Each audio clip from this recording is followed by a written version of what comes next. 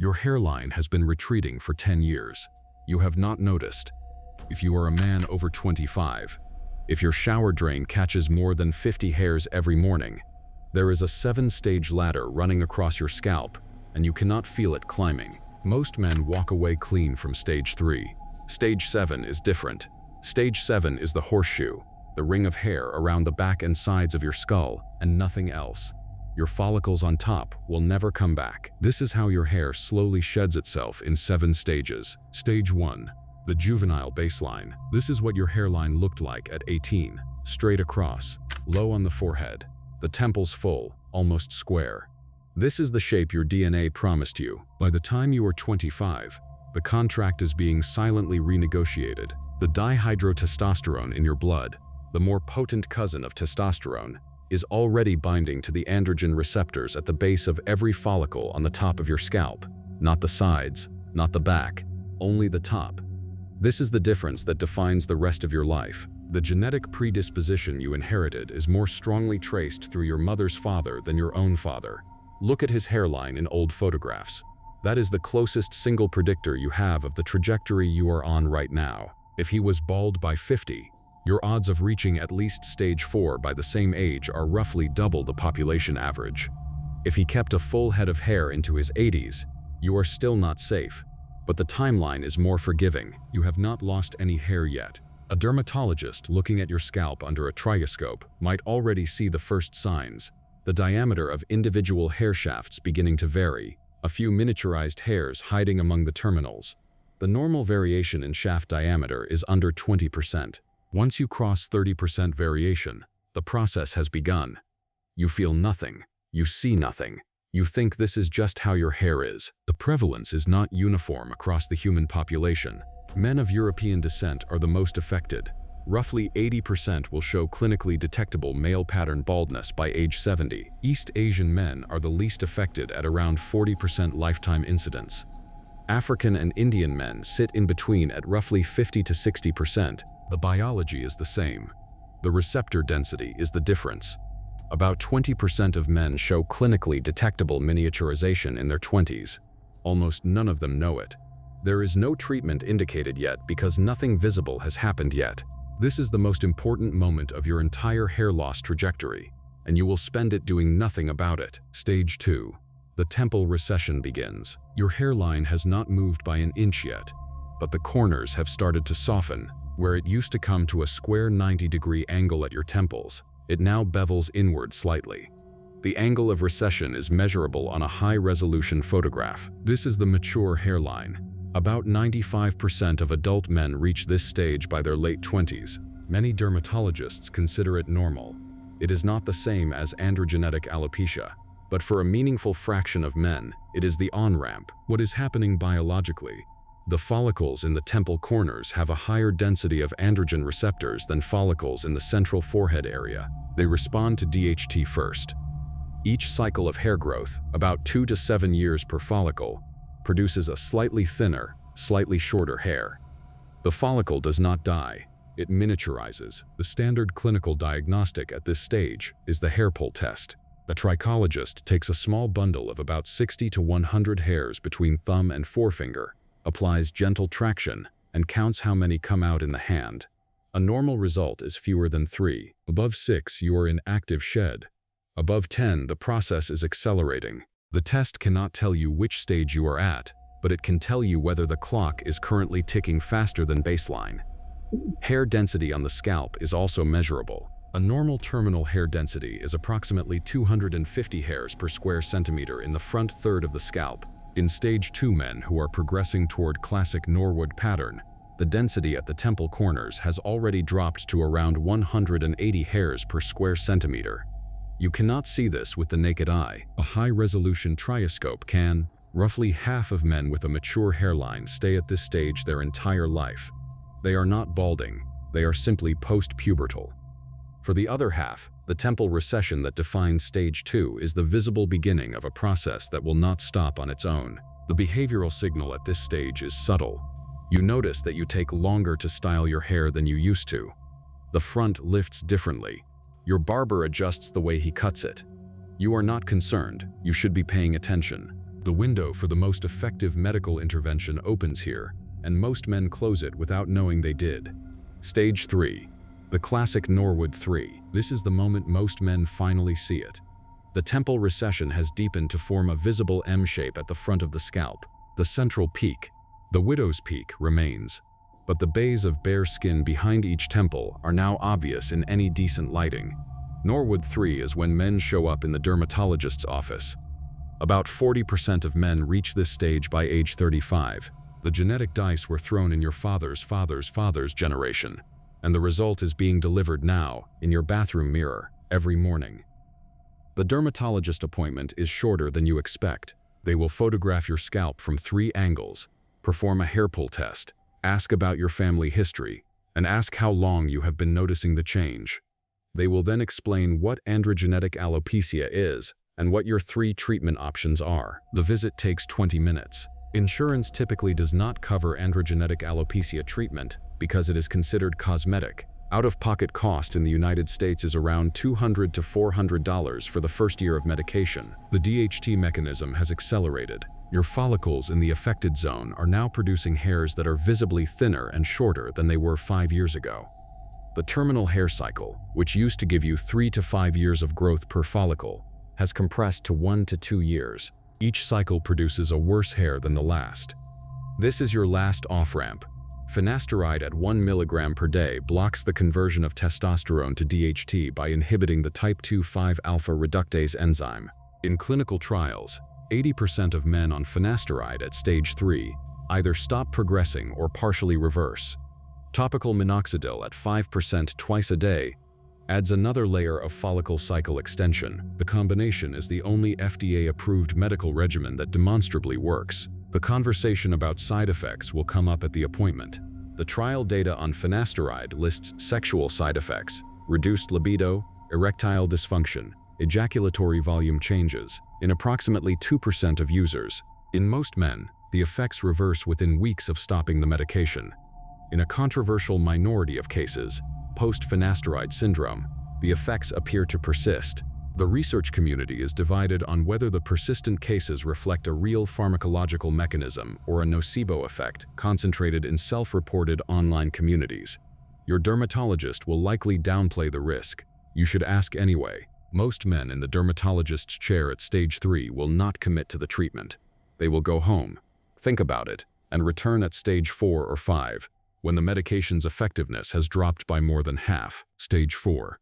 The vertex thins. While you were watching your hairline, a second front opened at the back of your scalp. The crown, the swirl at the top, the cowlick zone, has been thinning in parallel with the temples since stage 2. You did not notice because you cannot see the top of your own head in a mirror. By stage 4, the vertex is visible enough that other people can see it before you can. The first person who tells you is usually a parent, a partner, or a friend taking a photo of you from above at a party. The photo is the trigger. It is almost always the same trigger. You are at a wedding, a graduation, a birthday, a moment when overhead photography is common, and someone tags you in a picture taken from a balcony. You see the back of your own head for the first time in your life, and the crown is bare. The hour after that photo lands in your camera roll is the hour when most men book their first dermatologist appointment. Many do it from the same chair where the photo was taken. The follicles in the vertex have the same DHT sensitivity profile as those in the temples. They miniaturize on the same timeline. The pattern of loss is now bilateral, front and back, with a remaining bridge of denser hair between the 2 thinning zones. About 1 in 5 men reach stage 4 by age 40. The bridge between front and crown is the next territory to fall. Once the bridge narrows, the 2 thinning patches start to merge, and the cosmetic options become more limited. The psychological cost of stage 4 is documented. Population studies show that men with visible androgenetic alopecia have approximately twice the prevalence of clinical depression and anxiety relative to age-matched controls with full hair. The relationship is particularly strong in early onset cases, where men aged 20 to 30 find themselves at stage 4. The body image research is less ambiguous. When researchers digitally edit hair onto and off of identical photographs of the same man and ask raters to assess attractiveness, confidence, and perceived age, the no-hair versions score lower on every dimension by amounts that exceed the noise of the measurement. Treatment at stage 4 still works. Finasteride and minoxidil maintain about 60% of remaining follicles over 5 years, but the follicles you have already lost are gone. The medication does not restore vanished hair. It only slows the loss of what remains. A surgical hair transplant becomes a realistic conversation here for men who want to recover what is already gone. The follicular unit extraction donor zone at the back of the scalp can still supply enough grafts to cover the vertex and rebuild the bridge. Stage 5. The bridge narrows. The connection between your remaining front hair and your remaining crown hair is now thinning visibly. From above, you can trace the diamond shape of the bridge with your finger. The bridge is hair that is still cycling, but at a higher miniaturization fraction than the surrounding hairline. It is fragile. Stress events, illness, weight loss, surgery, hormonal shifts can accelerate its conversion to bare scalp by months. Each cycle of this hair now produces shafts that are below the threshold dermatologists call cosmetically significant. They exist, you can feel them, they do not cover. Roughly 12% of men reach stage 5 by age 50. The visual change between stage 4 and stage 5 is the biggest single jump in the entire Norwood scale. You do not look like a man with a thinning hairline anymore. You look like a man who is balding. This is the stage where the people around you stop pretending. The polite social fiction, that hair loss is invisible, that no one is noticing, that the comb-forward style is working, collapses. Co-workers reference it indirectly in jokes. Strangers no longer guess your age low. The dating market reflects the shift. Studies of online dating profile photographs consistently find that visible androgenetic alopecia at stage 5 reduces right swipe rates by 20 to 30% in the same model after controlling for facial geometry. The hair was doing work you did not know about until it was gone. This is also where men who have been resisting medical treatment finally commit, often too late for the medication to do its main work. Finasteride at stage 5 maintains roughly 40% of the remaining bridge follicles over a 5-year span. The realistic goal is no longer reversal. It is preservation of what is left. Some dermatologists will upgrade you to dutasteride at this point, a dual inhibitor of both type 1 and type 2 5-alpha reductase enzymes, which suppresses serum DHT by approximately 90% compared to finasteride's 70%. The side effect profile is similar, but with slightly higher reported incidence. Hair transplant grafts at this stage still work, but the surgeon will now likely focus on building density in the front third of the scalp where it has the most aesthetic impact, and accept that the crown will continue to thin. Platelet-rich plasma injections, the controversial third-line treatment, produce small density improvements in some men and nothing in others. The evidence base is thinner than the marketing budget. Stage 6. The bridge breaks. The diamond is now a thin line, and in many men, broken entirely. The front hair and the crown hair are no longer connected. Two separate hair regions remain, with a band of bare scalp between them. This is the recognizable horseshoe pattern in development. The remaining hair at the front is itself thinning. The central peak that survived stages 1 through 5 is now losing density too. The crown has expanded outward in a circle. Most of the top of the scalp is either bare or covered only by miniaturized, transparent hair that does not photograph. About 6% of men reach stage 6 by age 60. The androgenetic alopecia process is now in its mature form. The follicles in the affected zone have been miniaturizing for 30 or more years and are approaching the end of their final productive cycles. The biology of the follicle is the biology of the cell. Cells that have divided 200 times do not divide at 201st. This is where the identity decision gets made. Most men at stage 6 fall into one of 3 groups. The first group commits to the shaved head, a number 1 or 0 clipper guard run across the entire scalp every few days for the rest of their life. The shaved head archetype owns the look.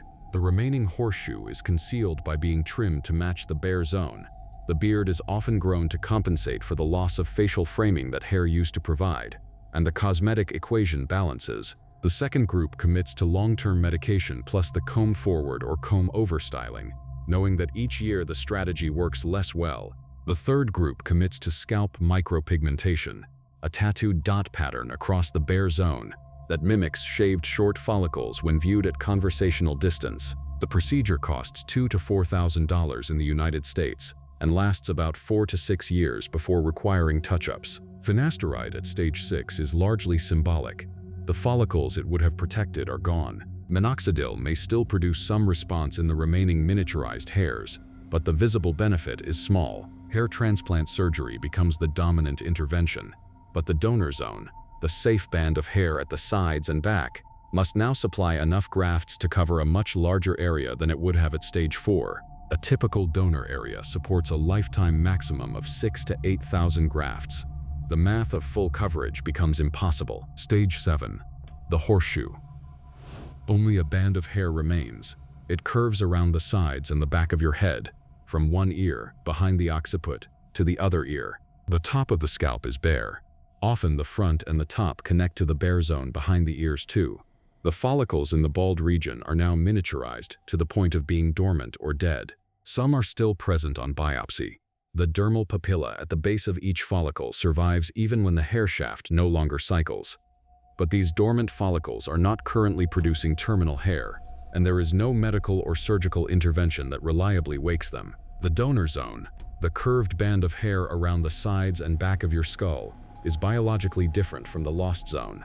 The follicles there express dramatically lower densities of androgen receptors. They are insensitive to circulating DHT. This is not an accident. The pattern is conserved across virtually every man who develops androgenetic alopecia, regardless of ancestry or onset age. The biology of the donor zone is the foundation of every modern hair transplant. Without it, no surgical option exists. Medical treatment cannot restore the lost zone. Only follicular unit transplant surgery can move hair from the safe donor zone at the back to the empty top. That hair is finite.